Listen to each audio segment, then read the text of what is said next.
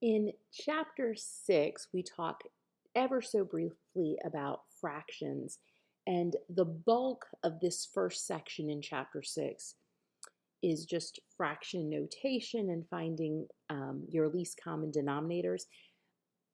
I'm running on the assumption that you all are very comfortable doing that, so I'm not going to create videos to go along with those notes. But as always, if you would like me to create some videos for any of the rest of 6.1, please just send me an email and I will gladly do that. I just want to do a short video here on the last page of the notes in 6.1. It has to do with ordering rational numbers, so ordering fractions. And the definition here says that we can say that one fraction is less than another if, when we cross multiply, so that's taking the numerator of the first times the denominator of the second, and then vice versa, if when we cross multiply, it's also going to be a less than. So let me give you a few examples here. The opposite is true.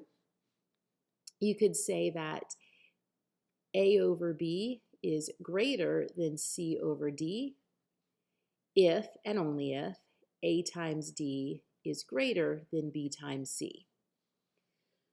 So when you're asked to order fractions, you've got the first pair here, 11 sevenths and 11 ninths.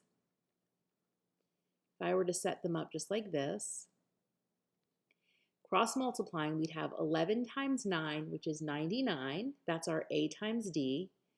And then the B times C is going to be 7 times 11, or 77.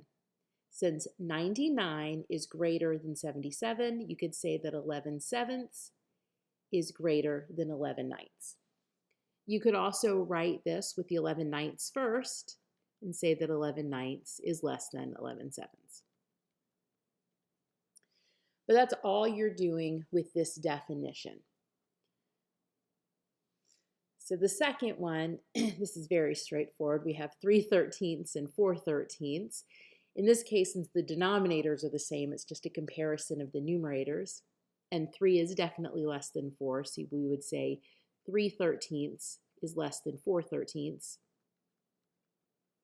But you can verify by cross multiplying. 3 times 13 is 39, and that is less than 4 times 13, or 52. For this third pair, we have 13/18 and 7/12. So let me go ahead and write 13/18, and I'll leave a space for the inequality, and then 7/12. Now this one you might want to go to a calculator unless you're really good with your mental arithmetic. But 13 times 12, and I'll write this over to the side here, 13 times 12 is 156. So that's our A times D. And then B times C, that's 18 times 7. 18 times 7 is just 126. So the 156 is greater than 126, so we're going to have a greater than here. And then the last one, 9/11 and 8/10.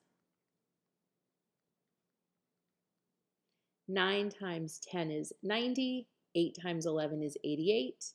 90 is greater than 88. So once again, we have a greater than there. So I hope that was helpful. And again, if you want me to do a video for anything else from this section, please just send me a quick email and I will gladly do that for you.